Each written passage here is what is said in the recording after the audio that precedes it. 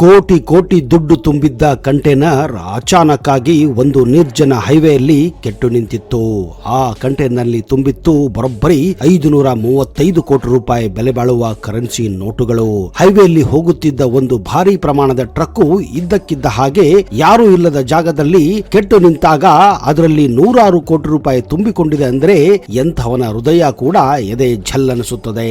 ಇಂತಹದೊಂದು ಘಟನೆ ಇತ್ತೀಚೆಗೆ ಚೆನ್ನೈನ ಹೊರವಲಯದಲ್ಲಿ ನಡೆದಿತ್ತು. RBI ಇಂದ 1070 ಕೋಟಿ ರೂಪಾಯಿ ಬೆಲೆ ಬಾಳುವ 500 ರೂಪಾಯಿ ನೋಟುಗಳನ್ನ ವೆಲ್ಲಂಪುರಗೆ ಒಯ್ಯುತ್ತಿದ್ದ 2 ಟ್ರಕ್ಗಳಲ್ಲಿ ಒಂದು ಟ್ರಕ್ ಅಚಾನಕ್ ಆಗಿ ಕೆಟ್ಟು ನಿಂತಿದೆ. ಈ ಟ್ರಕ್ಗಳ ಕಂಟೈನರ್ಗಳನ್ನು ಸರಿಯಾಗಿ ಸೀಲ್ ಕೂಡ ಮಾಡಲಾಗಿತ್ತು. ಜೊತೆಗೆ ಈ ಟ್ರಕ್ ನಲ್ಲಿ ಸೆಕ್ಯೂರಿಟಿ ಸಿಸ್ಟಮ್ ಕೂಡ ಅಳವಡಿಸಲಾಗಿತ್ತು. ಅಷ್ಟೇ ಅಲ್ಲದೆ ಈ ಟ್ರಕ್ನ ಜೊತೆ ಸೆಕ್ಯೂರಿಟಿ ಗಾರ್ಡ್ಸ್ ಗಳು ಕೂಡ ಇದ್ದರು.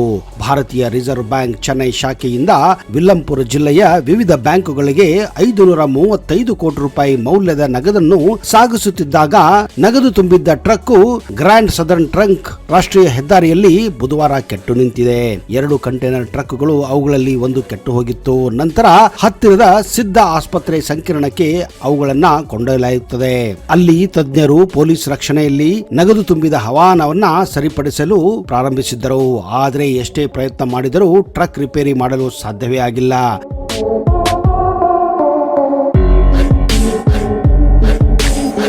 ನಂತರ 2 ಟ್ರಕ್ಗಳನ್ನ RBIನ ಚೆನ್ನೈ ಶಾಖೆಗೆ ವಾಪಸ್ಸು ಕಳುಹಿಸಲು ನಿರ್ಧಾರ ಮಾಡುತ್ತಾರೆ. ತರುವಾಯ ಆ ಉದ್ದೇಶಕ್ಕಾಗಿ ಟೋ ಟ್ರಕ್ ಅನ್ನ ಕೂಡ ಕರೆಸಲಾಗುತ್ತದೆ. ವಾಹನ ಕೆಟ್ಟು ನಿಂತ ತಕ್ಷಣ ಸಮೀಪದ ಪೊಲೀಸ್ ಠಾಣೆಗೆ ಸೆಕ್ಯೂರಿಟಿ ಸಿಸ್ಟಮ್ ಮಾಹಿತಿ ನೀಡಲಾಗಿತ್ತು. ನಡು ರಸ್ತೆಯಲ್ಲಿ ಸಿಲುಕಿರುವ ನಗದು ತುಂಬಿದ ಟ್ರಕ್ಗಳಿಗೆ ಭದ್ರತೆ ಒದಗಿಸಲು ತಾಂಬರಂ ಸಹಾಯಕ ಆಯುಕ್ತ ಶ್ರೀನಿವಾಸ್ ನೇತೃತ್ವದಲ್ಲಿ 17 ಪೊಲೀಸರನ್ನ ಅಲ್ಲಿ ನಿಯೋಜಿಸಲಾಗಿತ್ತು. ಪೊಲೀಸ್ ಸಂಚಾರದಿಂದ ಆ ಪ್ರದೇಶ ಗದ್ದಲದಿಂದ ಕೂಡಿತ್ತು. ಹಲವಾರು ಜನ ಇದರಿಂದ ಕುತೂಹಲ ಉಂಟಾಗಿದ್ದರು. ಕಾರಣ ಎಲ್ಲರಿಗೂ ಗೊತ್ತಾಗಿ ಹೋಗಿತ್ತು. ಇದು RBIನಿಂದ ಬಂದಂತಹ ಟ್ರಕ್ಗಳಲ್ಲಿ ಸುಮಾರು 1000 ರೂಪಾಯಿ ನೋಟ್ ಅಷ್ಟು ಈ ಕಂಟೈನರ್ಗಳಲ್ಲಿ ಇದೆ ಎಂದು. ಈ ಬಗ್ಗೆ ಚಾಲಕನನ್ನು ಕೇಳಿದಾಗ ಹಣ ಸಾಗಿಸುವುದು ನಿತ್ಯದ ಅಭ್ಯಾಸವಾದರೂ ನಗದನ್ನು ತುಂಬಿದ ವಾಹನಗಳು ರಸ್ತೆಯಲ್ಲಿ ಸಿಕ್ಕಿ ಹಾಕಿಕೊಂಡಿರುವುದು ಇದೇ ಮೊದಲ ಬಾರಿ ಎಂದು ಹೇಳಿಕೊಂಡಿದ್ದಾನೆ. ಇಂಜನ್ ವೈಫಲ್ಯದಿಂದ ಒಂದು ಟ್ರಕ್ ಕೆಟ್ಟು ಹೋದ ಕಾರಣ ಇನ್ನೊಂದನ್ನ ಅದರೊಂದಿಗೆ ಅಲ್ಲಿಯೇ ನಿಲ್ಲಿಸಬೇಕಾಗಿತ್ತು. ಒಂದು ಟ್ರಕ್ ಕೆಟ್ಟು ಹೋದ ನಂತರ ಭದ್ರತಾ ಕಾರಣಗಳಿಂದಾಗಿ ಅದನ್ನ ಚೆನ್ನೈನ ತಾಂಬರಂನಲ್ಲಿರುವ ನ್ಯಾಷನಲ್ ಇನ್ಸ್ಟಿಟ್ಯೂಟ್ ಆಫ್ ಸಿದ್ಧಕ್ಕೆ ಸ್ಥಳಾಂತರಿಸಲಾಗಿತ್ತು. ತಾಂಬರಂ ಸಹಾಯಕ ಆಯುಕ್ತ ಶ್ರೀನಿವಾಸ್ ತಂಡದೊಂದಿಗೆ ಸ್ಥಳಕ್ಕೆ ಆಗಮಿಸಿದ್ದು ಕೆಟ್ಟು ನಿಂತಿದ್ದ ಟ್ರಕ್ ಅನ್ನ ಪತ್ತೆ ಮಾಡಿದ್ದರು. ಸಿದ್ಧ ಸಂಸ್ಥೆಗೆ ಸ್ಥಳಾಂತರಿಸಿ ಎಲ್ಲ ಗೇಟ್ಗಳನ್ನ ಮುಚ್ಚಲಾಗಿತ್ತು. ಸಂಸ್ಥೆಗೆ ಟ್ರಕ್ ಇರುವಾಗ ಅಲ್ಲಿ ಪ್ರವೇಶವನ್ನ ನಿರ್ಬಂಧಿಸಲಾಗಿತ್ತು. ಮೆಕ್ಯಾನಿಕ್ಗಳು ಟ್ರಕ್ ಅನ್ನ ರಿಪೇರಿ ಮಾಡಲು ಅಸಾಧ್ಯವಾದ ಕಾರಣ ಆಮೇಲೆ ಅದನ್ನ ಚೆನ್ನೈನಲ್ಲಿರುವ ರಿಸರ್ವ್ ಬ್ಯಾಂಕಿಗೆ ವಾಪಸ್ಸು ಕಳಿಸಲಾಗಿದೆ.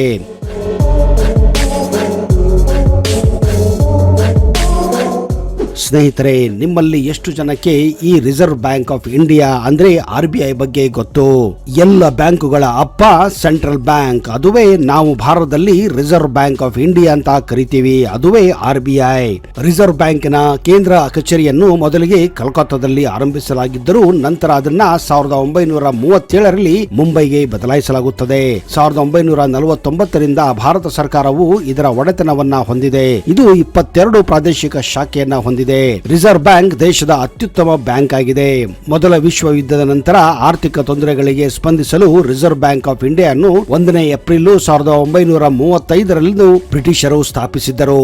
BR ಅಂಬೇಡ್ಕರ್ ಅವರು ರೂಪಾಯಿ ಸಮಸ್ಯೆ ಮತ್ತು ಅದರ ಮೂಲ ಮತ್ತು ಅದರ ಪರಿಹಾರ ಎಂಬ ಶೀರ್ಷಿಕೆಯ ಪುಸ್ತಕದಲ್ಲಿ ಪ್ರಸ್ತುತಪಡಿಸಿದ ಮಾರ್ಗಸೂಚಿಗಳು, ಕಾರ್ಯಶೈಲಿ ಮತ್ತು ದೃಷ್ಟಿಕೋನಗಳ ಪ್ರಕಾರ RBI ಅನ್ನ ಪರಿಕಲ್ಪನೆ ಮಾಡಲಾಗಿದೆ ಮತ್ತು ಹಿಲ್ಟನ್ ಯಂಗ್ ಆಯೋಗ ಪ್ರಸ್ತುತಪಡಿಸಿದ ಕಂಡೀಷನ್ಗಳನ್ನ ಇದರಲ್ಲಿ ಬರೆಯಲಾಗಿದೆ.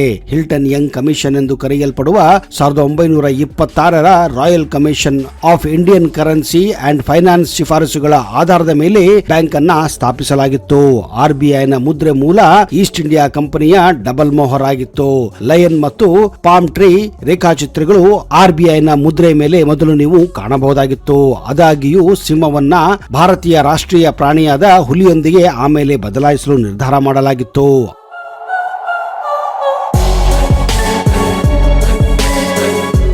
ಆರ್ಬಿಐ ಬ್ಯಾಂಕ್ ನೋಟುಗಳ ಸಮಸ್ಯೆಯನ್ನ ನಿಯಂತ್ರಿಸಲು, ಭಾರತದಲ್ಲಿ ವಿತ್ತೀಯ ಸ್ಥಿರತೆಯನ್ನು ಕಾಪಾಡಿಕೊಳ್ಳಲು, ಮೀಸಲುಗಳನ್ನು ಇಟ್ಟುಕೊಳ್ಳಲು ಮತ್ತು ಸಾಮಾನ್ಯವಾಗಿ ದೇಶದ ಹಿತದೃಷ್ಟಿಯಿಂದ ಕರೆನ್ಸಿ ಮತ್ತು ಸಾಲ ವ್ಯವಸ್ಥೆಯನ್ನು ನಿರ್ವಹಿಸಲು ಅದರ ಮೂಲ ಕಾರ್ಯವನ್ನ ಅದು ವಿವರಿಸುತ್ತದೆ. ಈ ಬ್ಯಾಂಕು ದೇಶದ ಬ್ಯಾಂಕಿಂಗ್ ಕ್ಷೇತ್ರದಲ್ಲಿ ಅಗ್ರಸ್ಥಾನವನ್ನು ಪಡೆದಿದ್ದು ಎಲ್ಲ ಬ್ಯಾಂಕುಗಳು ಮತ್ತು ಹಣಕಾಸಿನ ಸಂಸ್ಥೆಗಳ ನೇರ ನಿಯಂತ್ರಣ ಸಾಧಿಸುತ್ತದೆ. ಇದು ಸಂಪೂರ್ಣವಾಗಿ ಸರ್ಕಾರಿ ಸ್ವಾಮ್ಯದ ಬ್ಯಾಂಕ್ ಆಗಿದೆ. ರಿಸರ್ವ್ ಬ್ಯಾಂಕಿನ ಆಡಳಿತ ಮತ್ತು ಮೇಲ್ವಿಚಾರಣೆಯು 21 ಸದಸ್ಯರುಗಳನ್ನ ಒಳಗೊಂಡಿದೆ. ಜೊತೆಗೆ ಕೇಂದ್ರ ನಿರ್ದೇಶಕರ ಮಂಡಳಿಗೆ ಒಳಪಟ್ಟಿದೆ.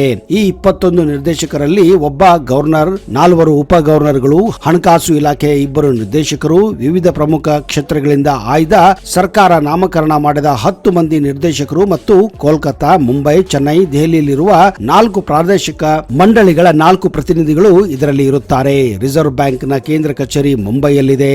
ಇದಲ್ಲದೆ ಚೆನ್ನೈ, ದಿಲ್ಲಿ, ಕೋಲ್ಕತ್ತಾ ಮತ್ತು ಮುಂಬೈಯಲ್ಲಿ 4 ಸ್ಥಾನೀಯ ಕಚೇರಿಗಳನ್ನ ಕೂಡ ಅದು ಹೊಂದಿದೆ. ಜೊತೆಗೆ ಬೆಂಗಳೂರು, ಹೈದರಾಬಾದ್, ಕಾನ್ಪುರ್, ಲಖನೌ ಮುಂತಾದೆಡೆ ಶಾಖೆಗಳನ್ನು ಕೂಡ ಹೊಂದಿದೆ. ಕರ್ನಾಟಕದಲ್ಲಿ ಬೆಂಗಳೂರಿನ ನೃಪತುಂಗ ರೋಡಿನಲ್ಲಿ ಆರ್ಬಿಐ ಶಾಖೆಯನ್ನ ನೀವು ಕಾಣಬಹುದು.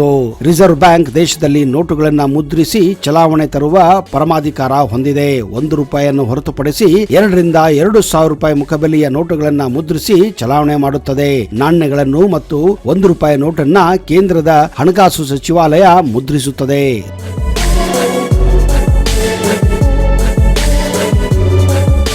ರಿಸರ್ವ್ ಬ್ಯಾಂಕ್ ಸರ್ಕಾರ ಬ್ಯಾಂಕ್ ಆಗಿ ಪ್ರತಿನಿಧಿಯಾಗಿ ಮತ್ತು ಸಲಹೆಗಾರನಾಗಿ ಕೆಲಸ ಮಾಡುತ್ತದೆ. ಸರ್ಕಾರದ ಸಲಹೆಗಾಗಿ ರಿಸರ್ವ್ ಬ್ಯಾಂಕು ಎಲ್ಲ ಹಣಕಾಸಿನ ವಿಚಾರಗಳ ಮೇಲೆ ಸರ್ಕಾರಕ್ಕೆ ಸಲಹೆ ನೀಡುತ್ತದೆ. ರಿಸರ್ವ್ ಬ್ಯಾಂಕು ಬ್ಯಾಂಕುಗಳ ಬ್ಯಾಂಕ್ ಆಗಿ ಕೆಲಸ ಮಾಡುತ್ತದೆ. 1949ರ ಬ್ಯಾಂಕಿಂಗ್ ರೆಗ್ಯುಲೇಷನ್ ಕಾಯ್ದೆಯ ಪ್ರಕಾರ ಎಲ್ಲ ವಾಣಿಜ್ಯ ಬ್ಯಾಂಕುಗಳು ಕೇಂದ್ರ ಬ್ಯಾಂಕ್ನೊಡನೆ ತಮ್ಮ ಠೇವಣಿಗಳ ಒಂದು ಅಂಶವನ್ನ ಕಾಯ್ದಿರಿಸಿ ಹಣವಾಗಿ ಆರ್ಬಿಐನಲ್ಲಿ ಇಡಬೇಕಾಗುತ್ತದೆ.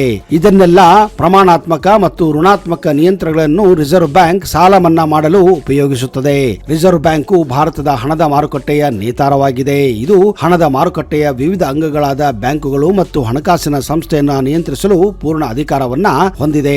ರಿಸರ್ವ್ ಬ್ಯಾಂಕ್ ಅಂತಾರಾಷ್ಟ್ರೀಯ ಸಂಸ್ಥೆಗಳೊಂದಿಗೆ ನಿರಂತರ ಸಂಪರ್ಕ ಇಟ್ಟುಕೊಂಡಿರುತ್ತದೆ. ರಿಸರ್ವ್ ಬ್ಯಾಂಕು ವಾಣಿಜ್ಯ ಬ್ಯಾಂಕುಗಳಿಗೆ ಕಟ್ಟಕಡೆಯ ಸಾಲದಾರನಾಗಿ ಕಾರ್ಯನಿರ್ವಹಿಸುತ್ತದೆ. ದಿ ಆರ್ಬಿಐನ ಹಣಕಾಸು ವರ್ಷವು ಅಂದರೆ ಫೈನಾನ್ಷಿಯಲ್ ಇಯರ್ ಜುಲೈ 1 ರಿಂದ ಜೂನ್ 30ರವರೆಗೂ ಇರುತ್ತದೆ. ಆರ್ಬಿಐ 1938ರಲ್ಲಿ ₹5,000 ಮತ್ತು ₹10,000 ಮುಖಬೆಲೆಯ ನೋಟುಗಳನ್ನ ರದ್ದುಪಡಿಸಿತ್ತು.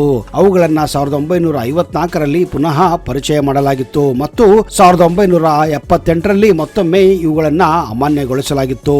ಹೀಗಾಗಿ ಡಿಮಾನಿಟೈಸೇಷನ್ ಅನ್ನೋದು ಇತ್ತೀಚಿನ ಕಾರ್ಯ ಅಲ್ಲ. ಹಿಂದೆ ಕೂಡ ಹಲವಾರು ಸಾರಿ ಡಿಮಾನಿಟೈಸೇಷನ್ ಒಳಗೊಂಡಿದೆ. ಆರ್ಬಿಐ ಕಾಯ್ದೆ ಪ್ರಕಾರ ಈ ನೋಟುಗಳನ್ನ ಆರ್ಬಿಐ ಮುದ್ರಿಸಬಹುದು.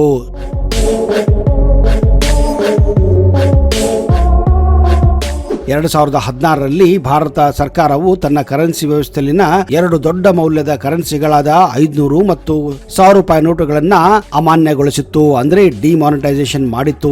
ಈ ನೋಟುಗಳು ದೇಶದ ಚಲಾವಣೆಯಲ್ಲಿರುವ ಹಣದ 86%ರಷ್ಟಿದ್ದವು. ಭಾರತದ ಪ್ರಧಾನಿ ನರೇಂದ್ರ ಮೋದಿ ಅವರು 2016 ನವೆಂಬರ್ 8ರಂದು ಎಲ್ಲ 500 ಮತ್ತು ₹1,000 ನೋಟುಗಳನ್ನ ಅಮಾನ್ಯ ಎಂದು ಘೋಷಣೆ ಮಾಡಿದ್ದರು. ಹೊಸದಾಗಿ ಪರಿಚಯಿಸಲಾದ ₹2,000 ನೋಟು ಮತ್ತು ₹500ಗಳನ್ನ ವಿನಿಮಯ ಮಾಡಿಕೊಳ್ಳಲು ಆಗ ಅವಕಾಶ ಕೂಡ ನೀಡಲಾಗಿತ್ತು. ಇಂತಹ ಎಲ್ಲ ನಿರ್ಣಯಗಳನ್ನ ಪ್ರಧಾನಮಂತ್ರಿಗಳು ಆರ್ಬಿಐ ಗವರ್ನರ್ ಜೊತೆ ಸಂಧಾನ ಮಾಡಿಕೊಂಡು ಈ ನಿರ್ಧಾರಗಳನ್ನ ತೆಗೆದುಕೊಳ್ಳುತ್ತಾರೆ. ಹಿಂದೆ ಇಂದಿರಾ ಗಾಂಧಿ ಕೂಡ ಡಿಮಾನಿಟೈಸೇಷನ್ ಮಾಡಬೇಕೆಂದು ನಿರ್ಧಾರ ಮಾಡಿದ್ದರು. ಆದರೆ ಆಗಿನ ಆರ್ಬಿಐ ಗವರ್ನರ್ ಅದಕ್ಕೆ ಒಪ್ಪಿಗೆ ಕೊಟ್ಟಿರಲಿಲ್ಲ. ಇಂದು ಭಾರತದಲ್ಲಿ ಯಾವುದೇ ಒಂದು ಆರ್ಥಿಕ ಸಂಬಂಧಪಟ್ಟ ನಿರ್ಣಯಗಳನ್ನು ತೆಗೆದುಕೊಳ್ಳಲು ಆರ್ಬಿಐ ಮುಖ್ಯವಾಗಿದೆ.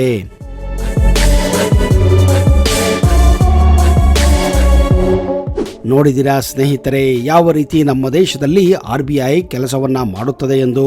ನಿಜಕ್ಕೂ ನಿಮಗೆ ಈ ಮಾಹಿತಿ ಇಷ್ಟವಾದಲ್ಲಿ ಈಗಲೇ ಈ ವಿಡಿಯೋನ ಲೈಕ್ ಮಾಡಿ ಹಾಗೂ ನಿಮ್ಮೆಲ್ಲ ಸ್ನೇಹಿತರ ಜೊತೆ ಹಂಚಿಕೊಳ್ಳಿ. ಇಂತಹದೇ ಮಾಹಿತಿಯುಕ್ತ ವಿಡಿಯೋಗಳೊಂದಿಗೆ ಮುಂದಿನ ಸಂಚಿಕೆಯಲ್ಲಿ ಮತ್ತೆ ಬರುತ್ತೇನೆ. ಅಲ್ಲಿಯವರೆಗೆ ಜೈ ಹಿಂದ್, ಜೈ ಕರ್ನಾಟಕ.